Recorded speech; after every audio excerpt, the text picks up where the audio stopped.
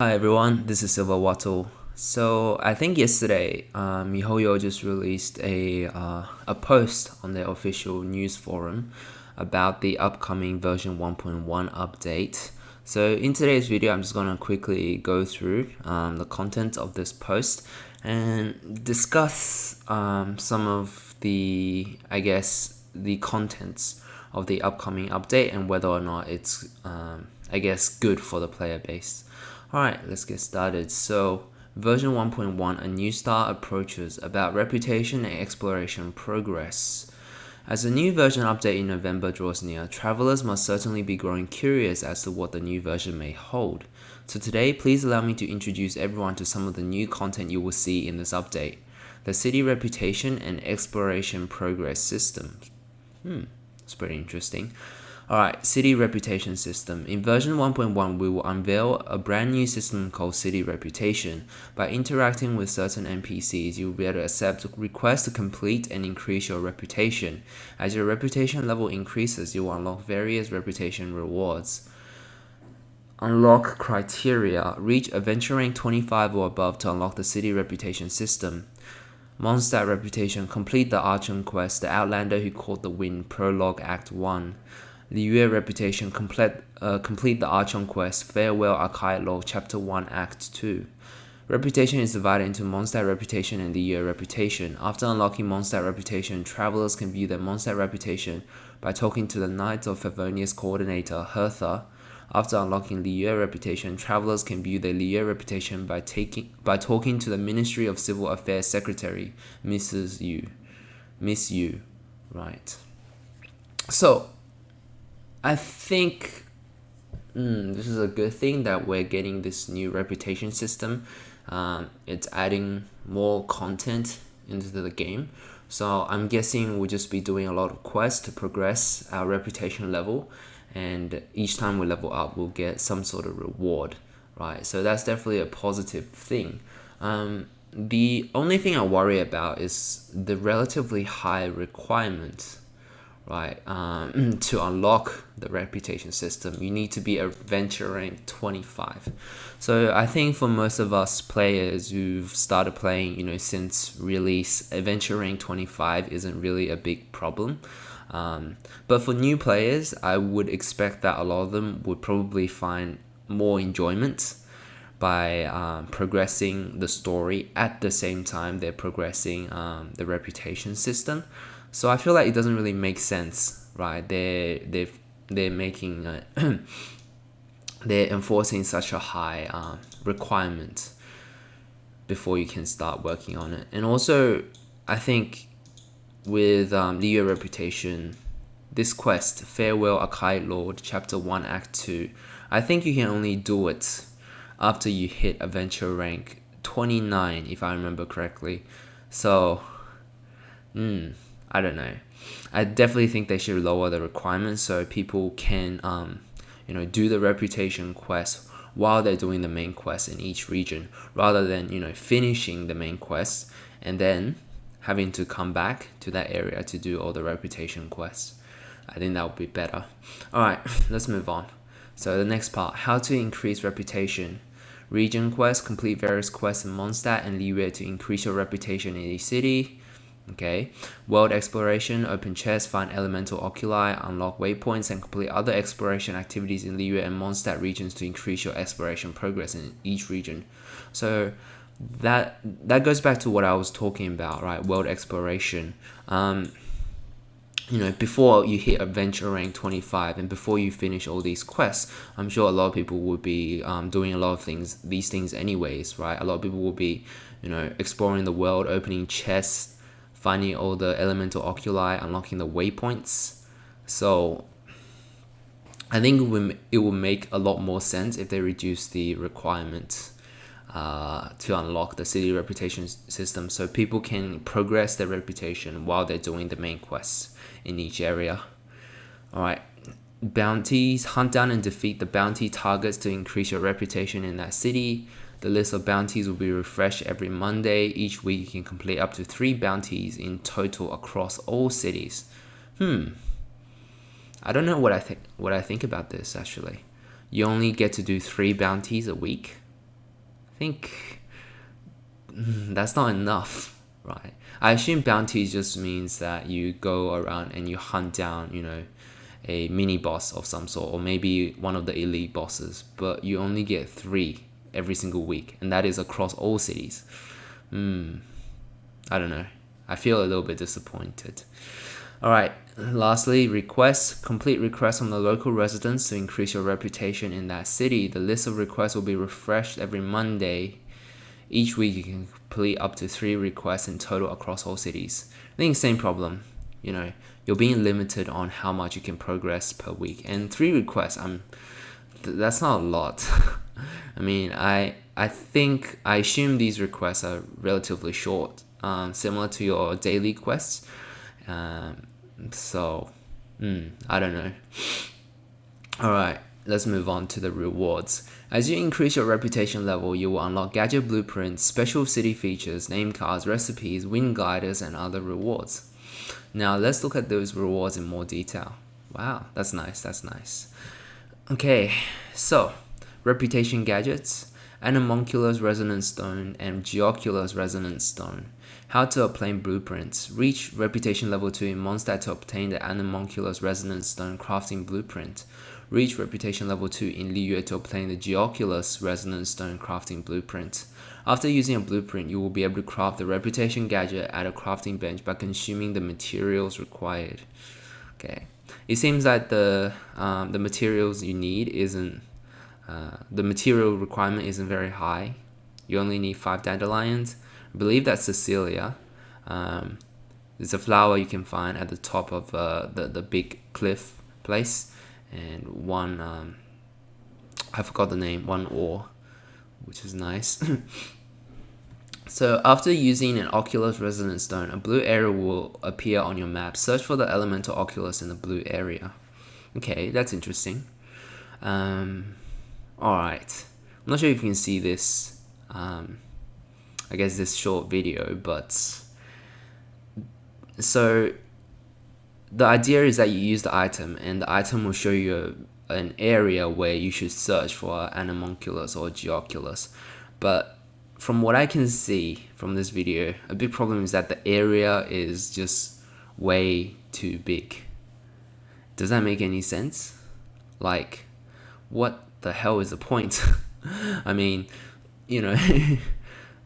it's gonna take you forever to find one Anemonculus or Geoculus in that entire area. They definitely need to, make the area a lot smaller, or just outright show you the exact pinpoint location of the Anemonculus or the Geoculus, right? Otherwise, you might as well just go on the internet and search for I believe the Genshin. I think it's called the Genshin interactive map, and that will tell you the exact location of all the Anemonculus and the Geoculus. So, I don't know. I don't think this is going to be very useful.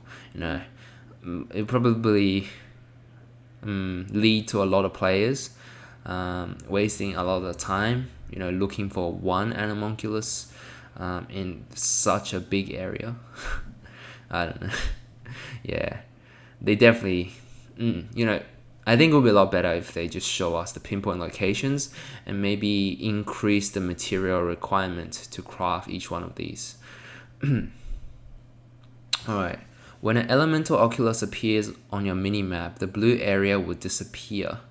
You cannot use the next Oculus Resonance Stone while the current one is still in effect, or if after locating the elemental Oculus, there is another elemental Oculus nearby. Oculus Resonance Stones have a cooldown time of 300 seconds after use. Okay, that's just straight up stupid. So you have to wait, 5 minutes? Before you can search for the next one? I don't understand. The Anemonculus Resonance Stone is only used in Mondstadt. The Geoculus Resonance Stone is only used in Liyue. I think this is questionable. It might be useful for people who might have, 1 or 2 Anemonculuses or Geoculuses left. But I think for the majority of the player base, it's not really useful. The area is just too big, and the cooldown though, why? I don't understand. Alright, let's move on. Wind catcher. So, how to obtain blueprint. Reach reputation level 3 in Mondstadt to obtain the wind catcher forging blueprint. When the wind catcher is equipped, Anemo grana, so I assume that's a little wisp thingies that you can collect to generate a wind current, will automatically be stored in your wind catcher when you draw near them. Up to 5 Anemo grana can be stored at once. Using the wind catcher creates a wind current at your current location. The current will disappear after a certain amount of time. Okay, so I think this is nice. This is nice. It's so that, you know, people without venti, right, can you know, how I put it, I guess use this wind current to skip certain puzzles, right? But of course, you know, if you have venti, this is pretty much completely useless. All right, but it's nice. It's a nice addition. So you collect those little things, you can store them, and then you can create wind currents, right, in any place you want. All right. After using the wind catcher to create wind current, the gadget will enter a cooldown of 100 seconds. Okay, what the hell is up with these cooldowns? I mean, like, if you have venti, you can use it once every, 10-15 seconds? Makes no sense. The wind catcher cannot be used while in combat. Okay, that's fair. Yeah, I don't know. Like, why would they like force a cooldown on these things? Right, you know, you can only store 5 at a time, and you know, it's not like you can use it all the time. But the cooldown though, I don't quite understand. All right, moving on. Condensed resin. Reaching reputation level 3 in Liyue to obtain the condensed resin blueprints. At a crafting bench, consume 1 crystal ore, 40 original resin, and 100 mora to create 1 condensed resin. Condensed resin can be used to revitalize leyline blossoms and petrified trees in domains that require 20 original resin, yielding 2 sets of rewards at one time. What does that mean? So, that require original resin, yielding 2 sets of rewards at one time. Okay. So, I'm guessing that means you can use 40 original resin to craft 1 condensed resin, and you can use 1 condensed resin twice on these 20 original resin I guess ley lines and domains. Does that mean you can't use condensed resin on to collect elite boss rewards because that requires 40 original resin? I'm not too sure. But I guess this is good, you know, for people who may not have the time to play. They could just turn their resin into condensed resin and, you know, use it in the future when they do have time to play. Okay, never mind. This is stupid. You can only have a maximum of 3 condensed resin at one time. That kind of defeats the point, right? The purpose of condensed resin is so that you can store your resin, so that you can use it in the future when you have more time to play. But they're limiting this to 3. To 3. You can only have a maximum of 3 condensed resin at one time. What? I don't understand. So that means you can only store 120 original resin. What? Why? What's the point of this whole like condensed resin system then? If you can't, you know, store your resin, you know, any significant amount of your resin, you know, I don't know. I don't know what they're doing actually. I don't understand what they're thinking. All right, let's move on. So NRE Menu 30. So reach reputation level 5 in Mondstadt to obtain the NRE Menu 30 forging blueprint.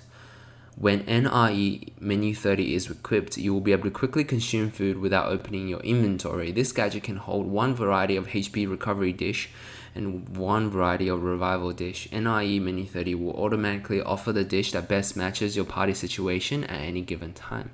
Okay, I think this is good. This is useful. It allows you to use, you know, healing items and buffing items while in combat without having to open your inventory, which is nice. Okay.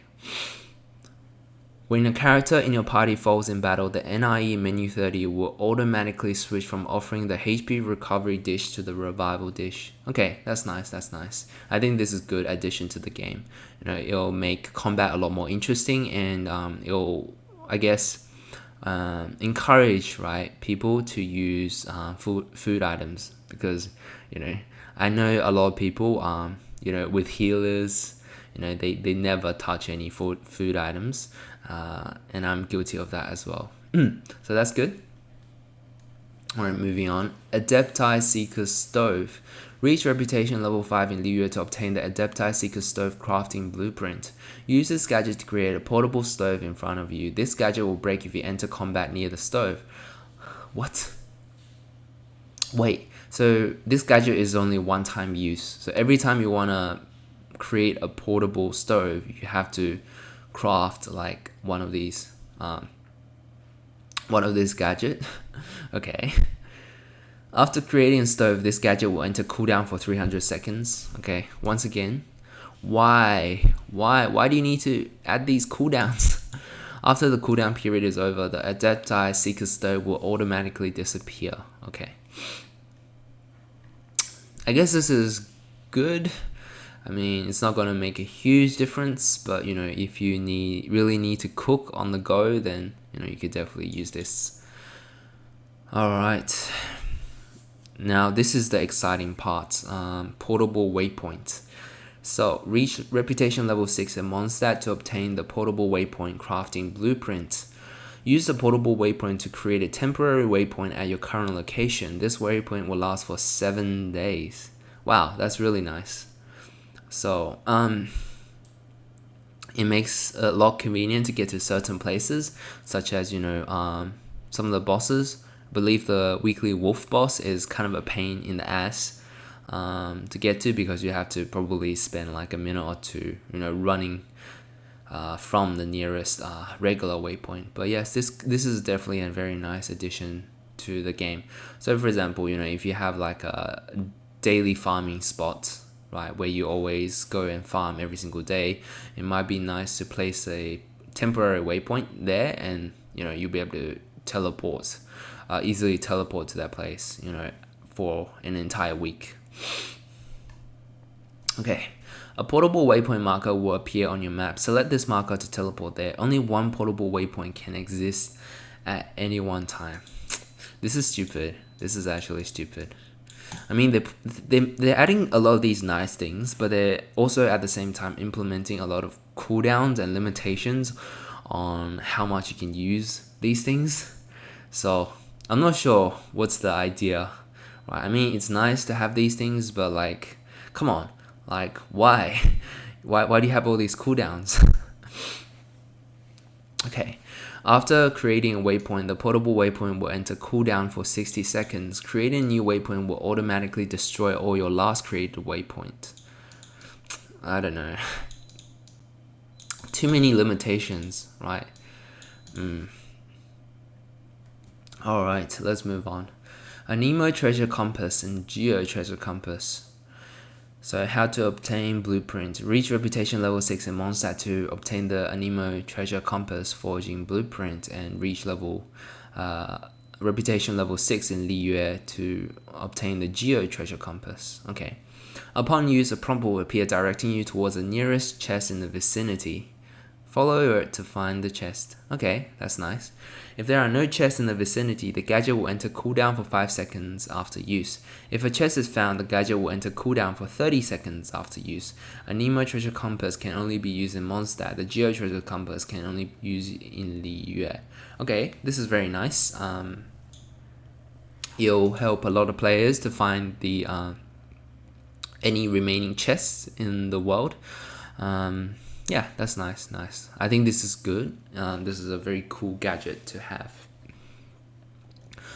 Alright, let's see. Moving on, we have city features, mining outcrop search.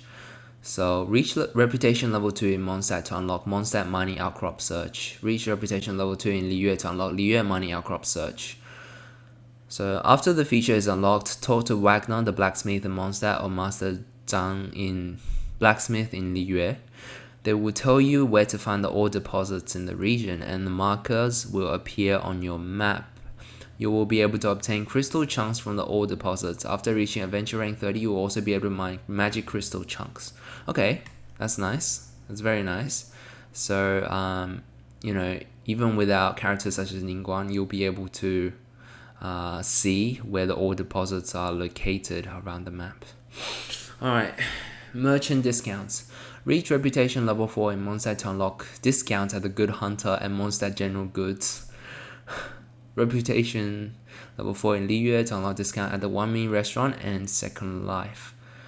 After unlocking the merchant discounts, you will be able to enjoy a discounted price at the designated merchants. Okay, I think that's nice, but it's pretty pointless, right? Because I'm pretty sure these stores, they aren't selling anything, especially expensive. So, if you're buying some, ingredients for 1,000 mora, it's not going to make a difference if that ingredient is discounted to, say, for example, 700 or 800 mora. So I'm not too sure. I mean, I'll take it, but I don't think this makes a big difference. I mean, I guess it's kind of like adding to the immersion factor, making the world seem a bit more realistic. So when you have a good reputation in a specific city, you'll be able to buy things at a discount. I mean, can't complain. Alright. Reputation name card style. Reach reputation level 4 in Mondstadt to get the name card style Mondstadt Heroes Fame. Reach reputation level 7 to get the name card style Mondstadt Blessing. Reach reputation level 4 in Liyue to get the name card style Liyue 1,000 Ships. Reach reputation level 7 to get the name card style Liyue in the Clouds. Okay, that's nice. That's very nice. And it doesn't have any gameplay impacts, but getting these extra name cards, it's a nice thing to have. Why not? Alright, moving on. Reputation recipes. Alright, there's too much reading. So Northern Apple Stew Adventurer's Breakfast Sandwich, Moon Pie, Golden Shrimp Bowls, Lotus Flower Crisp, Tianshu Meat. So that just means that as we level up our reputation, we'll be able to get access to these different food recipes. And that's nice. Okay, here's the exciting part. Reputation Wind Gliders. Reach reputation level 8 in Mondstadt to get the Stylized Wind Glider, Wings of Azure Wind. That's nice. I think this one looks pretty cool. It looks a bit basic though. But yeah, that's definitely nice. That's something that we can work towards, especially if you like to collect all these different things. Alright, reach reputation level 8 in Liyue to get the Stylized Wing Gliders, Stylized Wing Glider, Wings of Golden Flight. Hey, this one's cool. I think this will be really nice if you pair it with Zhongli, because I think this is just based off of his color theme. Alright. Exploration progress system. Zoom out on the map to view the exploration progress for each area. Open chests, find elemental oculi, unlock waypoints, and complete other exploration activities to increase your exploration progress in each area. Okay. Wow, that's nice, that's nice. So you can see how much of each area you have explored. Ooh, and now we get an archive system. Go to Paimon's menu archive to view this feature. At present, the archive is divided into 5 categories: tutorials, geography, equipment, materials, and books. Very nice, very nice. Split into weapons and artifacts. Select filter in the weapons archive to view weapons according to their type, quality, and whether you have obtained them. Select the story icon to check out the story of a selected weapon. Wait. What? So weapons have backstories now? Wow, that's interesting. Complete artifact sets to unlock their entries in the artifact archive. Once unlocked, you can view the set bonuses and stories of a selected set. I mean, it's not really necessary, but it's nice. We will continue to further optimize the archive system in upcoming updates. Materials split into Teviat's resources, food and potions, and utility items. In the materials archive, you can find entries for resources unique to each regions of Tevat, including cooking ingredients, food, potions, materials, enhancement and level up materials, and gadgets. Okay, that's nice. So it's kind of like a how can I put it? What is it called? Um, it's like a place where you can see, you know, how much of everything you have collected and what you're missing, right? That's nice to have. Geography, the geography tab archives all unlocked viewpoints in Mondstadt and Liyue. Interact with the viewpoints located in the areas marked as undiscovered to add them to the geography archive. Okay, that's interesting. I mean, I don't quite understand what's the idea behind this, but okay, sure. I mean, more content. That's better. That's good. More things to do, right? Okay, so I'm guessing the idea behind this is to look for scenic places all around the world of Genshin. Okay, books. The books archive allow you to read all the books you have collected so far. Additionally, some previously collected books will be removed from your inventory and transferred to the archive. Okay, that's good. I mean, if you like to read the stories contained in these books, then this is awesome. And the tutorials archive is your go-to place for useful tips about elemental reactions, enemy systems, and adventure. Look there for all the tutorials you have triggered during your travels. Use the search function to find the tips you need.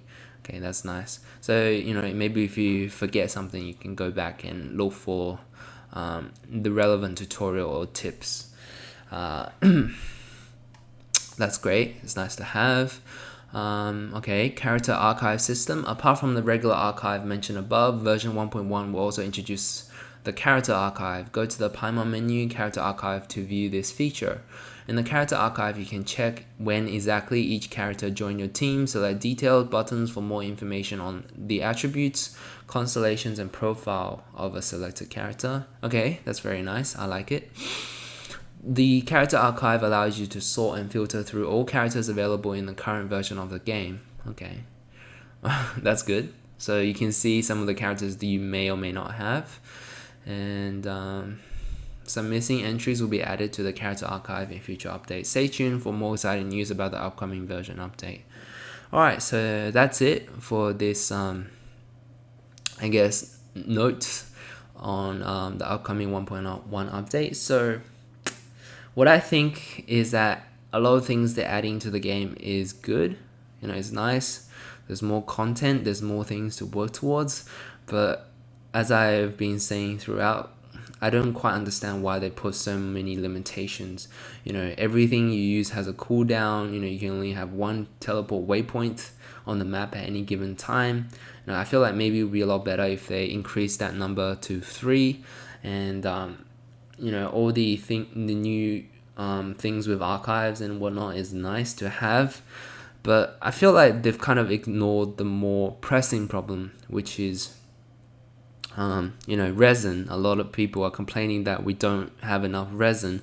We don't have enough gameplay because once you run out of resin, there's nothing else to do, right? And also, right, I think they really need to update the UI so you can start, sorting your artifacts. You can see, what are the stats on your artifacts and, etc., before you use them to upgrade other artifacts.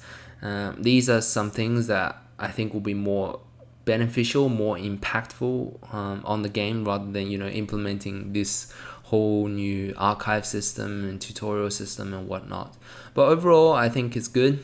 I think the game is moving in the right direction.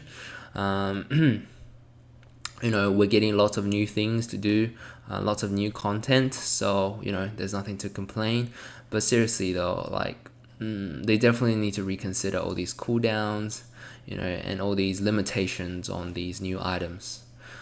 But yeah, alright, so I think I've rambled on for long enough in today's video, so I guess I'll start wrapping up now. Be sure to tell me what you think about this update note. So this is posted by Mihoyo, so everything contained in this post is 100% official, and it's definitely going to happen in the next update.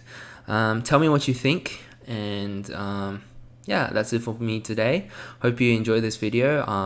Hope you found it interesting, and yeah, I'll see you again next time.